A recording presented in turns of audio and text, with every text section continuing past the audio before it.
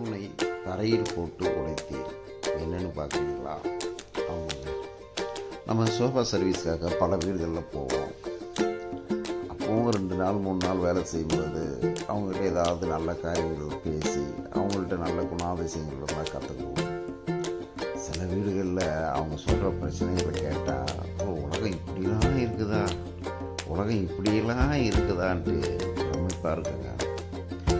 ஆமாங்க, எங்ககிட்ட ஒருத்தர் ஒர்க் பண்ணிட்டு இருந்தார்.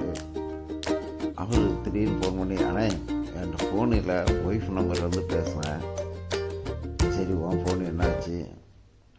பக்கத்து வீட்டில் எனக்கு சண்டை வந்துச்சு, பக்கத்து வீட்டில் எனக்கு சண்டை வந்துச்சு, ஆத்திரம் வந்துச்சு. அதனால் கையில் இருக்கிற 2 செல்ஃபோனை தேடி தலையில் அடித்து தூளாக உடைச்சிட்டேன். தூளாக உடைச்சிட்டேன். இது உனக்கு பெரிய அவார்டு, சக்கரை விருது கொடுத்துடலாம் அப்படின்னு சொன்னேன். அவர் மட்டும் உடைக்கலைங்க. இன்னொரு வீட்டில் ஒர்க் பண்ணிட்டு இருந்தேன். அந்த அம்மா சொன்னாங்க, எங்கள் வீட்டுக்கார் மேலே எனக்கு பயங்கர கோவங்க. அதனால் வீட்டில் இருக்க செல்ஃபோனை தூக்கி தலையில் அடித்து நொறுக்கிட்டேங்க அப்படின்னு சொல்கிற அம்மாவுக்கு கிட்டத்தட்ட 58-60 வயசு பேரம் பேட்டி எடுத்தவங்க. இந்த வயசில் இவ்வளோ கோவமா? அது செல்ஃபோனை உடைச்சிருக்கீங்க. பின்ன என்னங்க, எங்கள் வீட்டுக்காரர் தான் சம்பாதிச்சு இந்த வீடு தான் கட்டினார். சொந்தக்காரங்க தான், சொந்தத்தை தான் கல்யாணம் பண்ணாங்க. சம்பாதிக்கிற திமிரில் பாருங்க, வேலை நிமித்தமாக தண்ணி அடிக்க ஆரம்பிச்சேன். நான் திட்டி பார்த்தேன். இப்போ பேர பிள்ளையெல்லாம் வந்துட்டு மருமகளாக வந்துட்டு இடையில உடம்பு சரியில்லாமல் போயிடுச்சு. ஹாஸ்பிட்டலில் வச்சு பார்த்து எடுத்து கொண்டு வச்சுருந்தா வீட்டில் இருந்த ஆளை தெருவில் இருக்க ஒருத்தன் அவனை அசியமாக திட்டிகிட்டே சொல்கிறாங்க. வந்து அப்படியே ஒரு கையில் ஒரு செய்கை காமிச்சான். எனக்கு அப்போவுமே சந்தேகம், என்னடா இந்த வயசில் இந்த நேரத்தில் இவன் வந்திருக்கானேன்ட்டு. இது வந்துருந்தேன், ஏதோ வந்துருன்னு சொல்லிட்டு போனார்.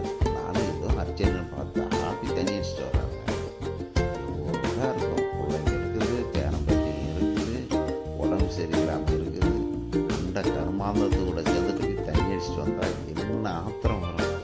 நாங்கள் கையில் இருந்து செல்ஃபோன் தூளாக உடைச்சிட்டாங்கன்னாங்க.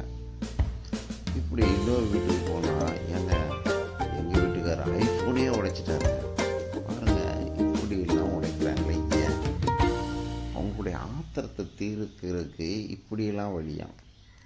அப்போ இந்த ஆத்திரங்கள் எப்படி உருவாகுதுன்னா, நான் ஒவ்வொருத்தர்கிட்டையும் சொன்னால் இது ஒரு வகையான கல்ச்சரல். ஆமாங்க, சில இடங்களில் பார்த்தீங்கன்னா சில சமுதாயத்துக்காரங்க வாங்கோ போங்கோ உட்காருங்கோ நல்லா இருக்கிறீங்களான்ட்டு மரியாதை அவங்க பேசிக்கில் இருந்தே வருது. சில பர்டிகுலர் இடத்துல போயிட்டோம்னா பேட் வேர்டு 100 வார்த்தை பேசுனா அதில் 10 வார்த்தை பேட் வேர்டு வருது. 100 வார்த்தை பேசுனாங்கன்னா 10 வார்த்தை பேட் வேர்டு இருக்குது. இப்படி ஒரு சில இடங்களில் மறப்போம் மன்னிப்போன்னு சில மனிதர்கள் வாழ்வாங்க. சில பேர்கள் மறப்போம் மன்னிப்போம்னா அது ஆண்டவருக்கு எனக்கு அதுக்கு சம்மந்தமே இல்லை அப்படின்னாரு. நான் ஒருவர்கிட்ட பேசிக்கிட்டு இருந்தேன். 2 நாளாக ஒர்க் பண்ணிக்கிட்டு இருந்தோம். 3ஆனத்து வந்து, டேட்ண்ணே டீ சாப்பிட்டீங்களா அப்படின்னு கேட்டார். ஏன் 2 நாளாக ஒர்க் பண்ணிக்கிட்டு இருக்கிறோம் உங்கள் வீட்டில், நீங்கள் டீ தருவீங்களா, சாப்பாடு தருவீங்களா, தண்ணி தருவீங்களான்ட்டு நாங்கள் எதிர்பார்த்து வர்றதில்லை. ஏன்னா சிட்டிக்குள்ளே இருக்கிறோம். வீட்டை விட்டு இறங்கலாம், எல்லா இடத்துலையும் டீ கடை இருக்கும், எல்லா இடத்துலையும் சாப்பாடு இருக்கும், எல்லா இடத்துலையும் எல்லாம் இருக்கும். இருந்தாலும் சிலவங்க தங்கள் வீட்டில் ஒர்க் பண்ணுறவங்களுக்கு ஒரு அன்பாக டீ கொடுப்பாங்க. நீங்கள் ஒரு இஸ்லாமியர், நபிகள் நாயகம் என்ன சொல்லியிருக்காங்க? உன் பக்கத்து வீட்டுக்காரன் பசியாக இருந்தால் அவனோடு சேர்ந்து பகிர்ன்னு இருக்காங்க. அனாதை குழந்தைகளுக்கு முன்பு உன் குழந்தைகளை கொஞ்சாதே, அதை மனங்கள் புண்படுன்னு இருக்கு. நீங்கள் 3 நாளாக வேலை செய்து இப்போ வந்து டீ சாப்பிட்றீங்களான்னு கேட்கல. உங்களுக்கு நபிகள் நாயகத்துக்கு என்னையா சம்மந்தம்னு சும்மா தமாஷா கேட்டேன். நபிகள் நாயகம் குர்ஆனில் சொல்லியிருக்காரு, எனக்கு சொல்லலையே. நபிகள் நாயகம் குர்ஆனில் சொல்லியிருக்காரு, எனக்கு சொல்லலையா? எனக்கு அது தெரியாதுன்னாரு. நான் ஒரு இஸ்லாமியர் தான் அப்படின்னாரு. ஆமாங்க. இந்த உலகத்தில் பணம் பணம் பணம் பணம் பணம்ன்ட்டு மனுஷன் பணத்தை நோக்கி ஓடிக்கிட்டே இருக்கிறோம்.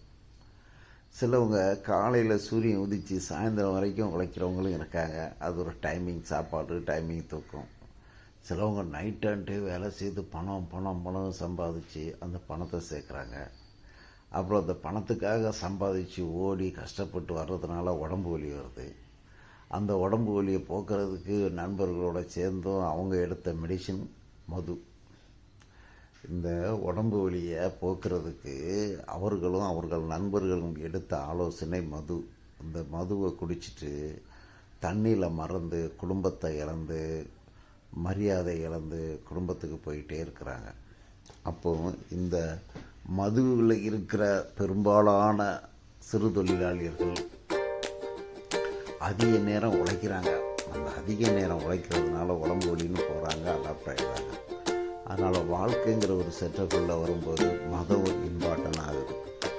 எல்லா மதங்களும் நல்ல எண்ணங்களை சொல்லிக் கொடுக்குது. 5 வேளை தொழுக, 5 வேளை பூசை, 7/7 74 நேரம் ஜபம், தியானம், இதெல்லாம் வரும்போது வீடுகள்னு இருந்தால் பிரச்சனைகள் வரும். சில வீட்டில் மனைவி அறிவாளியாகவும் அறிவுஜீவியாகவும் இருந்தாங்கன்னா எவ்வளோ பெரிய பிரச்சனை வந்தாலும் தன் பொறுமையால் அதை காப்பாற்றி அதை நடத்திட்டு போகும்போது அவங்க அந்த வீட்டுக்கு தெய்வமாயிடுறாங்க. அவங்க வீட்டில் ஆசீர்வாதம் பெருகிறது. சில வீடுகளில் மனைவிங்க அவங்க வளர்ந்த கல்ச்சரலும் அவங்க பழகுற கல்ச்சரலும் அவங்க ஒரு கோபக்காரங்களாக இருந்தாங்கன்னா வீட்டின் வாசலில் புலி படுத்து கிடக்கும். வீட்டின் வாசலில் புலி படுத்து கிடக்கும். புலி படுத்துக்கிற வீட்டில் யார் வருவா? புலி இருக்குனாலே ஒருத்தன் வரமாட்டான். புலி போன்ற குணாதிசயம் படைத்த மனிதர்களாய் மாறும்போது அவர்களிடத்தில் அன்பு இருக்காது, நேசம் இருக்காது, பிரியம் இருக்காது, சகிப்புத்தன்மை இருக்காது. இப்படி ஆண்களிலும் பெண்களிலும் சுயம் கொள்ளும்போது நான் நினச்சது தான் நடக்கும்னு நினைக்கும் போது நான் நினச்சது தான் காரியமாக இருக்குன்ற ஒரு சூழ்நிலையிலே வளர்ந்தவங்க அவங்களால ஒருவர் அடிக்க முடியல. அடிக்கிற சுச்சுவேஷன் வந்தால் நம்மளுக்கு பிரச்சனை உணரும் போது அது ஒரு வெறியாக மாறி அதில் விலையிருந்த பொருட்களை உடைக்கிறதுல அவங்க வெறியை தீர்த்துக்கிடுறாங்க. இது ஒரு வகையாக மென்டல் டிசார்டர் மாதிரி தான் வீட்டில் இருக்கிற பொருளை உடைக்கிறது. எங்கள் ஊரில் கிராமங்களில் குடி வெறி அதிகமாகிடுச்சுன்னா குடிகாரங்க தாங்க மனைவிகள் மண் சட்டி அலுமினிய பாத்திரங்களை வாங்கி வச்சுருப்பாங்க. அந்த குடிக்கு காசு கொடுக்கலையோ இல்லை குடிச்சிட்டு வந்து அந்த பாத்திரத்தை தான் தூக்கி போட்டு உடைச்சி அதில் அங்கே வெளியே தீர்த்துக்கிறத என் கண்ணால் பார்த்துருக்கேன். ஆனால் ஏழப்பட்ட குடும்பத்தில் பிறந்ததுனால. ஆமாங்க, அந்த காலத்தில் குடிகாரங்க தங்களுடைய வெளியே தீர்த்துக்கிறதுக்கு உடைச்சது அந்த ஏழை வீட்டில் இருந்த மண்பாண்டமும் அலுமினிய பாத்திரமும் பெருசவங்களாக இருந்திருக்கேன். பெண்களாக இருந்ததுன்னா அதை தீவோட அடகு வச்சு பிடிச்சிக்குவோம். அந்த கொடுமையில் தாங்கிட்டு பெண்கள் வாழ்ந்தாங்க. அதே மாதிரி தான் இன்னைக்கு ஆண்களிலும் கோபத்தை அடக்கிக் கொள்ள முடியாமல் இருக்கிற மனிதர்கள் சுயநலமாய் வாழ்கிறார்கள். பெண்களிலும் தங்கள் கோபங்களை அடக்கிக் கொள்ள முடியாமல் சுயநலமாய் வாழ்கிறார்கள். இந்த சுயநலம் எல்லா ஆபத்தையும் தந்துவிடும். அதனால் செல்ஃபோனை உடைப்பவர்களை அவர்கள் மத்தியில் அவர்கள் செல்ஃபோனை மட்டும் உடைக்க மாட்டார்கள், உங்கள் மனங்களையும் உடைப்பார்கள். ஆகையால் இப்படிப்பட்ட ஜனங்களிடம் எப்படி நடந்து கொள்ள வேண்டும் என்று ஆலோசனை கேட்டு அவர்களிலிருந்து நம்ம விலகி நம்ம கணவனாக இருந்தாலும் மனைவியாக இருந்தாலும் இவங்க குணாதிசயம் இப்படி தான் சொல்லி நம்ம வாழும்போது தான் வாழ முடியும். செல்ஃபோனை உடைத்த ஜனங்களிடம் ஜாக்கிரதையாக